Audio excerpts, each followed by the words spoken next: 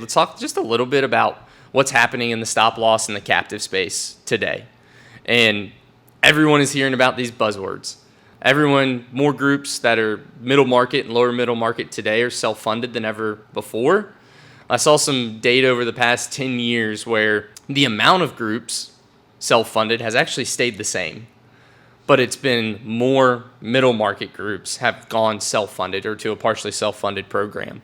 Give us just the lay of the land, what's happening in the captive space, maybe just higher level. What is a captive? How does it work? What's it mean for an employer? And then what should a group be looking for as they're considering these things before they jump in? Great question. And it's a loaded question because there's a lot of options. And we like to think about it, and how we educate employers on is think about a healthcare continuum and think about $1 of healthcare, right, would be you're fully insured. You're spending $1 of healthcare. And as you slowly move down the healthcare continuum, healthcare costs become less and less expensive because you're buying a little bit differently. You can go from fully insured to level funded to bundled self-funded to unbundled self-funded with the protection of a captive or a consortium to unbundled self-funded with no protection, standalone self-funded, even all the way down to reference-based pricing with no network using direct contracts. So there's a lot of different options here, but I think what a lot of employers are hearing about right now is captives. Captive. Loud and clear, similar to the network and the TPA. There are some really, really good captives out there, but there are also some bad captives that were set up poorly and that are running very similar to just staying fully insured. Yeah. The number one thing we see about a captive is, who are you pooling your risk with? So just know if you're going to join a pool of employers, you're sharing risk. So how employer A runs is going to affect employer B's renewal.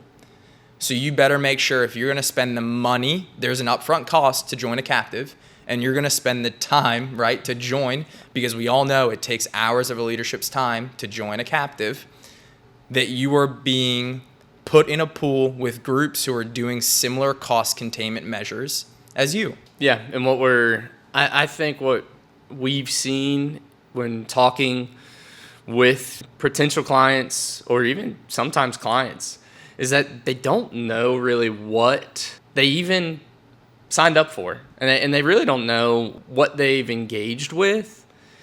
And it really starts in the due diligence phase, is being curious, learning, working with your broker, working with maybe peers, and understanding, hey, what are you all doing? What do you like? What don't you like? And hey, can you tell me a little bit about the strategy and the long-term strategy? Because what we're seeing is a captive isn't a solution.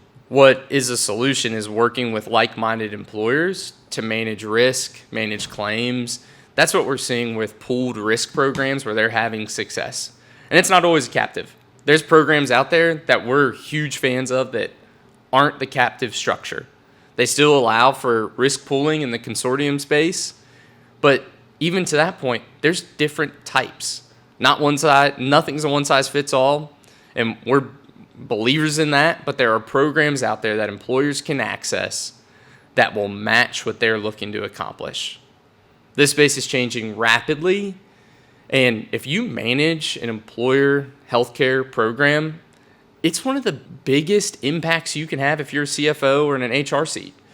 And being able to at least have the knowledge or at least be curious to ask hard questions of the vendors you're looking at working with or the programs you're looking at joining, we see that to be the key when you're vetting these different tools that are part of a healthcare ecosystem. And ultimately, today within this space, there's more large claims than ever. We're seeing employers, and that's where the whole ecosystem comes together. You're seeing employers with, the network is how it's repricing. Then you're seeing the TPA, how are they managing large claims? What's their part of that? You're seeing, large pharmacy claims. The TPA is still the one that's going to a lot of the time be helping to coordinate these things.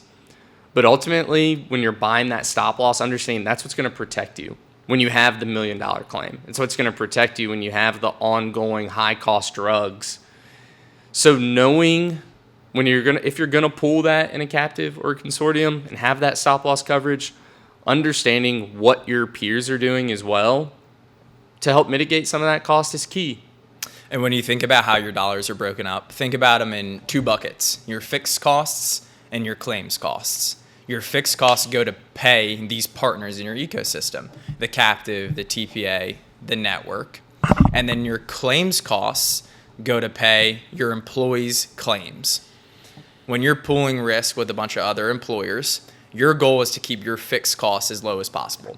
If your fixed costs are rising at 10, 15, 20% at trend annually, more money is going to pay vendors and less money is going to pay for actual claims.